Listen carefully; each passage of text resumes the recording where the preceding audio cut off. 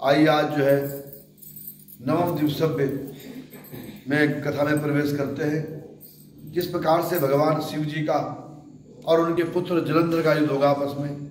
माता बहनों, देवर्षि नारद जी बोले अब भगवान रौद्र रूप, एक भगवान शंकर को आपने देखा होगा ऐसे शांत बैठे होते हैं, वो शांत रूप है शंकर भगवान।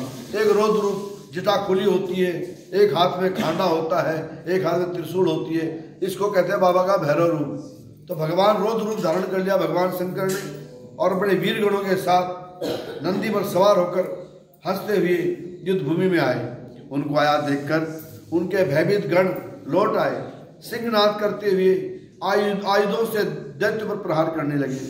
भीषण रूप रुद्रधारी को रुद्र को देखकर दैत्य भागने लगे। भगवान शंकर का बहुत बड़ा रूप था माता बहनों। कैसे कार्तिक मास में जब पाप भाग जाते हैं ना, ऐसे ही भगवान शंकर को देखकर सारे दैत्य भागने शुरू हो गए। उनमें से शुंभ आदि वीर भी क्रोध में अपने होठों काटते हुए भगवान शंकर की ओर दौड़े। इतने में भगवान शंकर ने जलंधर के सब बाण को काटकर गणों को निर्भय कर दिया। अपने अन्य गणों को आंधी की तरह अपने फरसे से मार डाला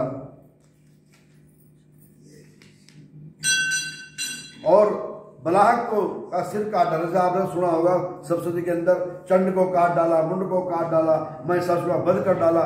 ऐसे भगवान शिव ने बलाहक को सिर का काट दिया है, घसमर को मार दिया।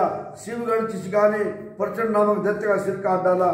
किसी को शिव जी के बैल ने मारा, किसी को भगवान के बाणों द्वारा मारा गया। जलंधर शुंभ को धिक्कारने लगा, अरे भयभीतो धैर्य रखो, मैं युद्ध में आ रहा हूं। परंतु सेना दोबारा नहीं आई। माता बहनों ध्यान देकर सुनिएगा, भगवान शिव का वृत्तांत है भगवान कृष्ण की कथा में भगवान शिव का वृत्तांत और भगवान शिव कथा में भगवान कृष्ण का वृत्तांत। तो इसका मतलब क्या है, दोनों एक दूसरे के पूरक है माता बहनों। है शिव जो है विष्णु की पूजा करते हैं और विष्णु शिव की पूजा करते हैं। दैत्य सेना ने प्रयाण किया। महाक्रोध जलंधर शिव जी की अपनी ओर ललकारने लगा। साथ ही उसने ध्यान दीजिएगा भगवान शंकर को 70 बाण मारे। जलंधर ने भगवान शिव को 70 बाण मार करके दुखी कर दिया और बहुत बाणों का प्रहार किया।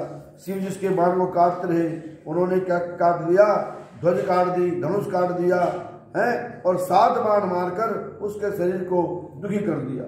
उसने कितने मारे? 70 मारे। भगवान ने केवल 7 मारे, उसको दुखी कर दिया है। धनुष कट जाने पर जलंधर ने एक गदा उठा ली और उसके गदा के टुकड़े टुकड़े कर दिए शिव जी ने। शिव जी के उसके रथ के घोड़ों को मार दिया, सारथी को मार दिया। जलंधर खड़ग लेकर पैदल ही शिव जी की ओर दौड़ा। तब शिव जी ने एक प्रचंड मुक्का उसकी छाती में मारा, जिससे दैत्यराज व्याकुल हो उठा और धरती पर गिर पड़ा। शिव जी पर समझ गया कि शिव जी मुझसे ज्यादा बलवान है, अतएव उसने अपनी गंधर्वी माया उत्पन्न कर दी, जिससे अनेक बाजा बजाने वाले वहां पर आ गए युद्ध भूमि में और बाजे बजने लगे।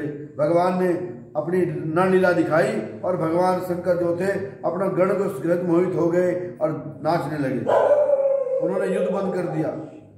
फिर तो काम मोहित जलंधर बड़ी शीघ्रता से माता पार्वती के पास शिव जी का रूप रख के गया। जान लीजिएगा माता बहन, माता पार्वती के पास शिव जी का रूप रख के कौन गया? जलंधर गया। पार्वती को अपने पति को आता देखकर सम्मानपूर्वक खड़ी हुई, जलंधर को आदर दिया, परंतु देवी समझ गई कि ये तो जो है जलंधर है। तो देवी ने क्या किया, वहां से अंतर ध्यान हो गई। पार्वती को ना देख जलंधर भी युद्ध में आया। उधर जलंधर के चले जाने के बाद पार्वती माता ने भगवान विष्णु का ध्यान किया, क्योंकि माता पार्वती आदि भवानी दुर्गा जो है और विष्णु भगवान सगे भाई बहन है। तो माता बहनों देवी ने अपने भाई विष्णु का ध्यान किया और वो शीघ्र उपस्थित हो गए। हे देवी क्या आज्ञा है? देवी ने कहा, हे भाई विष्णु, शिव की कृपा से जलंधर के नीच कृपा उन्हें सब कुछ बताया। भगवान ने कहा, माता को आश्वासन दिया और कहा कि वो दुष्ट अपने कुकर्तों के कारण शीघ्र मारा जाएगा। ध्यान दीजिएगा कथा में। फिर विचार करने लगे। जलंधर ने अपनी मृत्यु का मार्ग स्वयं बता दिया है। वो दुष्ट अपनी पत्नी वृंदा के पतिव्रत धर्म के कारण जिंदा है। माता बहनों, देवताओं की रक्षा करने के लिए धर्मपरायणा अपनी सबसे बड़ी भक्तन वृंदा का पतित्व धर्म नष्ट करने के लिए भगवान विष्णु चल पड़े। ऐसा किया, माता पार्वती की आज्ञा पाते ही भगवान विष्णु शिरोधार्य करके छल करने के लिए जलंधर के नगर की ओर गए। राजा ने कहा, हे पृथु महाराज देवर्षि, अब कहिए कि विष्णु ने वहां जाकर क्या किया। नारद जी बोले, जलंधर की नगर में जाकर भगवान विष्णु ने उसकी पतिव्रता वृंदा का पतिभ्रंग का विचार किया। उसके नगर में गए, एक जा कि जलंधर की नगरी पतिव्रता स्त्री ने सपना देखा कि उसका पति नग्न होकर तेल लगाए भैंसे पर चढ़कर काले रंगों के फूल की माला पहने दक्षिण की ओर जा रहा है। अपने नगर को समुद्र में डूबा हुआ देखा देवी ने, भयानक सपने देखे। तब वो स्वप्न में विचार करने लगी। इतने में सूर्य भगवान देखा, सूर्य में छेद देखा, सारे अपशुकन देखे माता ने और वो अनिष्ट जाना। यह भयभीत होकर वो छज्जे पर आई, अटारी पर आई, भूमि पर आई, कहीं पर उसकी शांति प्राप्त नहीं हुई है।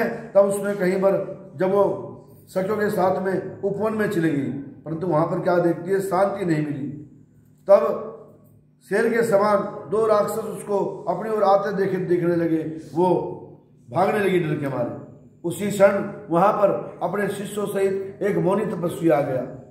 भयभीत वृंदा मुनि के गले में हाथ डालकर अपनी रक्षा याचना कहने लगी। मुनि ने एक हुंकार भरी, दोनों राक्षस को वहां से भगा दिया। वृंदा को आश्चर्य हुआ, अरे यह भय से मुक्त होकर मुनिनाथ को हाथ जोड़कर प्रणाम करने लगी, कृतिका ज्ञापन करने लगी। फिर उसने मुनि से युद्ध में मारे गए पति के संबंध में कुशल क्षेम प्रश्न पूछा। मुनि ने मौन होकर आगे पीछे देखकर कुछ कहना चाहा। उसी समय दो बानर मुनि के आगे हाथ जोड़कर खड़े हो गए। जो ही मुनि ने भ्रुकुटी संकेत किया, तो ही वो बानर उड़कर आकाश में गए और जलंधर महाराज का सिर और धड़ अलग अलग वहां लेकर आ गए। नकली जलंधर, विष्णु भगवान जलंधर, जिसके दो टुकड़े थे वो भी जलंधर था। जो सामने मुनि खड़ा है वही भगवान विष्णु था। इस प्रकार विष्णु की भगवान की माया से कई रूप धारण कर लिए और वृंदा अपने पति को मृत जानकर मूर्छित हुए गिर पड़ी। अनेक प्रकार से वचन के दारुण विलाप करने लगी। और तब मुनि से क्या बोली, हे कृपा सिंधु, आप मेरे पति को जीवित कर दीजिएगा। पतिव्रता प्राण पत्नी ऐसा कहकर दुखी होकर श्वास छोड़ती हुई जोर जोर से उस मुनि के चरणों में गिर पड़ी। मुनि ने कहा तो चुपचाप था। देवी ये नहीं सोची कि जो मुनि था, जिसका मौन धारण था, बोल कैसे पड़ाई। बोलो कि भगवान महाराज की। तो मुनि ने कहा, शिव जी द्वारा जो मारा गया कोई जीवित नहीं हो सकता। देवी बता भी रहे हैं भगवान कि मैं तेरे साथ में छल कर रहा हूं, पर वो बेचारी समझ नहीं सकी है। हे देवी, शिव जी द्वारा जो मारा गया कोई देवता जीवित नहीं बच सकता, क्योंकि जब भगवान शंकर मार देते हैं उसको जीवित करने वाला कोई नहीं है। परंतु शरण में तू आई है, इसलिए मैं इसको जीवित करता हूं। देवी फिर भी नहीं समझी। नारद जी कहते हैं, मुनि साक्षात विष्णु ही तो थे, जिन्होंने ये सब मार्ग माया फैला रखी थी। तब वृंदा के पति को जीवित करके वो मुनि तो अंतर्ध्यान हो गए और जो जीवित पति था वो विष्णु भगवान बन गए। जलंधर ने उठकर वृंदा का आलिंगन किया, उसको गले लगाया। देवी बड़ी खुशी अपने पति को देखकर हर्षित हुई। सब बातों को समझकर तत्पश्चात वृंदा बहुत दिन तक अपने पति के साथ रहती रही। एक दिन सुबह सुबह प्रातः काल उसने अपने पति के शरीर पर कोई ऐसा चिन्ह देखा जो उसके विष्णु भगवान के शरीर पर नहीं था। बोलो कृष्ण भगवान महाराज की। उसने भगवान विष्णु को पहचान लिया। उन्हें ताड़ित करते हुए बोली, हे प्रभु, जन्म जन्म तेरी भक्ति करती हुई, हे प्राय स्त्री को गमन करने वाले विष्णु, तुम्हारे शील को धिक्कार है। मैंने जान लिया है कि तू कोई मायावी है। ऐसा कहकर परम क्रुद्धा पतिव्रता वृंदा ने अपने तेज को प्रकट किया और उन्हें श्राप दिया कि जो तुमने माया से दो राक्षस उठाए थे ना, वो दोनों राक्षस तुम्हारी स्त्री का हरण करेंगे। वही रावण और कुंभकर्ण बने और उसके विरह में दुखी होकर तुम बांदरों की सहायता से भ्रमण करोगे। हे सर्वेश्वर, इस समय जो तेरा शिष्य बना था, कौन? रुद्र देवता भगवान भैरवनाथ, वही वीर हनुमान, वो तेरे लिए तेरे साथ रहेगा। ऐसा कहकर पतिव्रता वृंदा भगवान विष्णु के लाख मना करने पर भी उसने अपने शरीर से अग्नि प्रकट की और जलकर भस्म हो गई। ब्रह्म आदि देवता आकाश में उसका प्रवेश देखते रहे। वृंदा के तेज को पार्वती के शरीर में समा गया। जो वृंदा का तेज था वो कौन थी? वृंदा कभी काली जी, कभी वृंदा बनी, कभी राधा बनी, कभी द्रौपदी बनी, कभी तुलसी बनी। तो वृंदा के शरीर का तेज पार्वती के शरीर में समा गया। आकाश में जय जय का शब्द होने लगा। देवर्षि नारद जी बोले, हे गिरजा, जब गिरजा वहां पर अदृश्य थी हो गई, तब जलंधर की माया विलीन हो गई।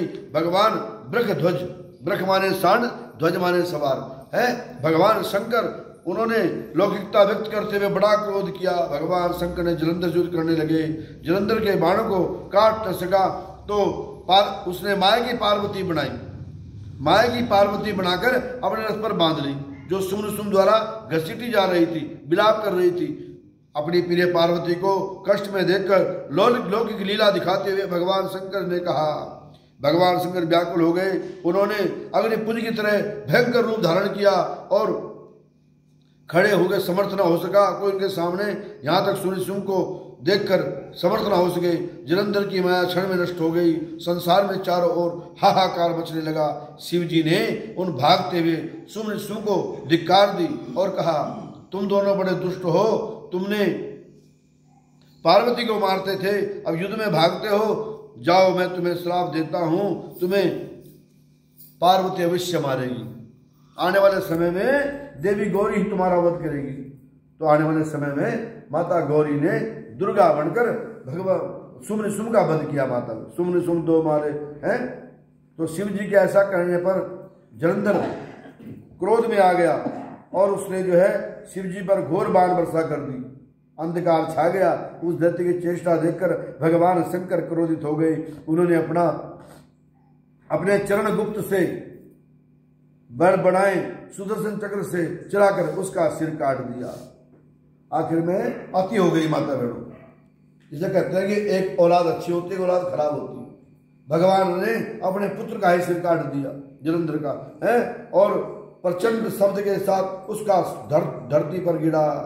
माने काले पर्वत के समान शरीर के दो टुकड़े हो गए। उसके शरीर से संग्राम भूमि व्याप्त हो गई। सारी पृथ्वी विभल हो गई, खून ही खून हो गया। शिव आज्ञा से जलंधर का जो मांस था वो महारौरव नरक में चला गया, और जो उसके शरीर का तेज था वो भगवान शंकर के तीसरे नेत्र में चला गया, क्योंकि भगवान शंकर का पुत्र था वहीं चला गया।